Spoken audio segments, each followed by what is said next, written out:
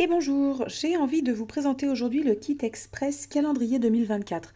C'est un très beau projet à réaliser et à l'intérieur de votre box, comme d'habitude, se trouve l'intégralité des produits.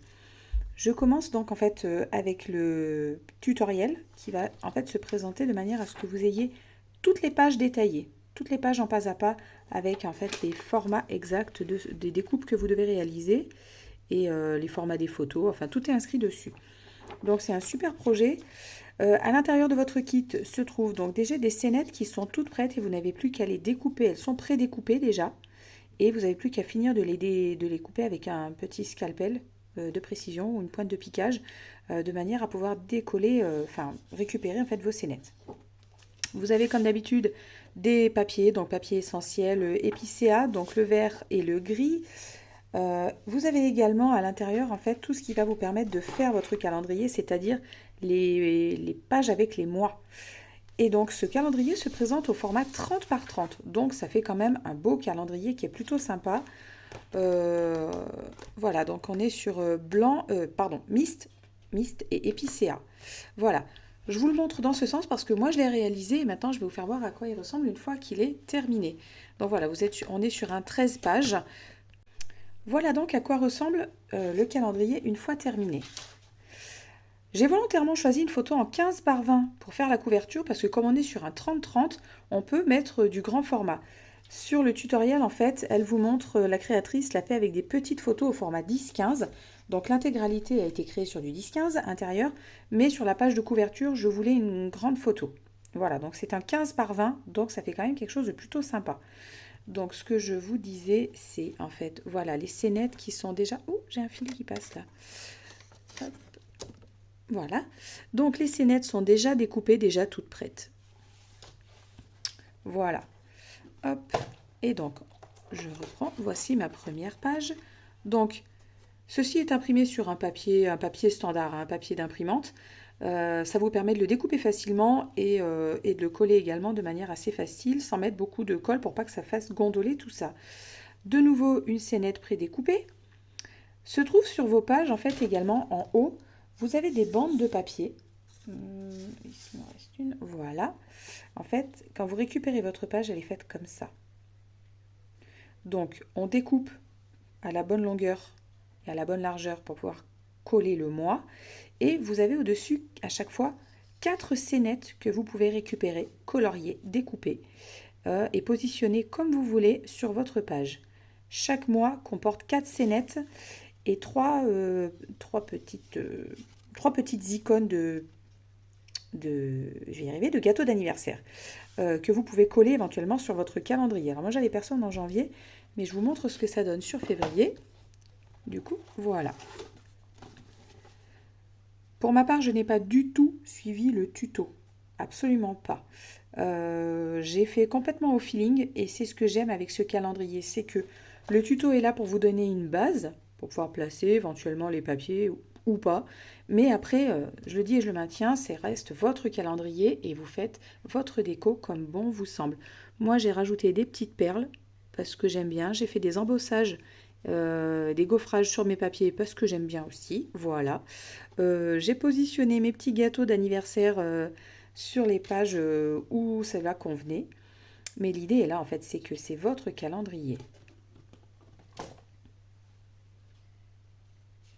Donc après, des photos, pareil sur le modèle, c'est que de la photo horizontale. Moi, j'ai énormément de photos verticales. Donc il y a peut-être aussi de ça qui fait que je n'ai pas suivi le tuto. C'est parce que du coup, mes photos ne correspondaient pas à ce qui était demandé. Oups là.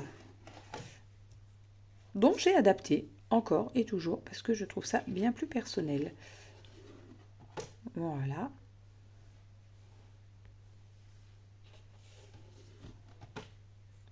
Et donc à chaque fois, j'ai réagrémenté ma décoration. Je vous montre également sur le tuto en fait sont imprimées donc les scénettes. Je vais peut-être prendre la page, ça sera peut-être plus visible. Sur la page de scénettes, en fait, la créatrice a mis à l'intérieur des rubans. Mais voilà, ils sont bien visibles. On les voit, il n'y a pas de souci. Mais pour donner un côté un peu plus sympa, en fait, on peut en fait refaire la découpe le long du... Parce que ça, en fait, c'est les tampons verreries. Pour celles qui ont déjà vu la collection passée, c'est la collection verrerie. Donc, en fait, c'est des tampons qu'elle a accumulés les uns sur les autres. Et donc, là, on a une découpe et elle a glissé un petit double ruban. Donc, du coup, moi, j'ai repris sa découpe et j'ai refait les rubans sur chacune de ces scénettes. Parce que du coup, ça donne un côté un peu plus sympa. Voilà, ça donne un peu plus de volume, un peu plus d'épaisseur. Donc voilà, c'était plus joli. Donc ça, après, c'est des petites astuces que vous allez pouvoir utiliser, éventuellement refaire. Moi, je sais que j'ai collé des perles partout parce que j'aimais bien cette petite finition. Je trouvais que c'est plus joli, ça donne un côté 3D.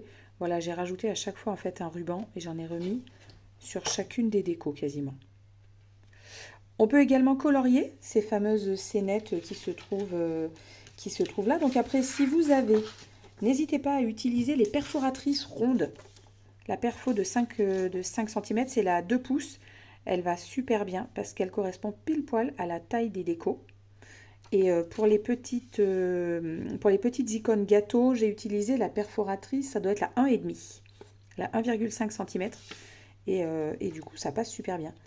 Ça donne en fait... voilà, donc après, moi, je les ai coloriés parce que je trouvais ça plus joli. Mais encore une fois, vous faites ce qui vous plaît. Donc ces décos, après, vous les positionnez où vous voulez, comme vous voulez. Celle-ci, par exemple, je l'ai montée légèrement sur mousse 3D. Voilà, ça donne une toute petite épaisseur, c'est pas extrême. Mais du coup, ça permet d'avoir un tout petit peu de hauteur. Même chose, encore une fois, là, j'ai gaufré mon papier avec le classeur de gaufrage ensemble.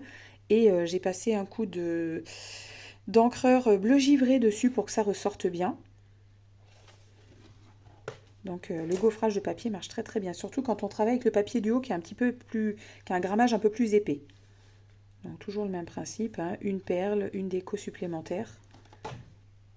Sachant qu'en plus, les scénettes sont très très colorées. Je ne sais pas si vous avez fait attention, mais sur la planche,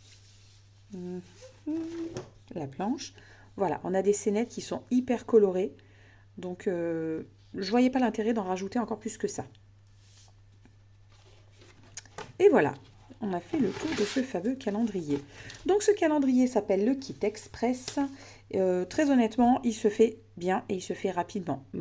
Comptez à peu près 2 heures, 2 heures et demie pour le faire. Donc c'est quand même plutôt rapide.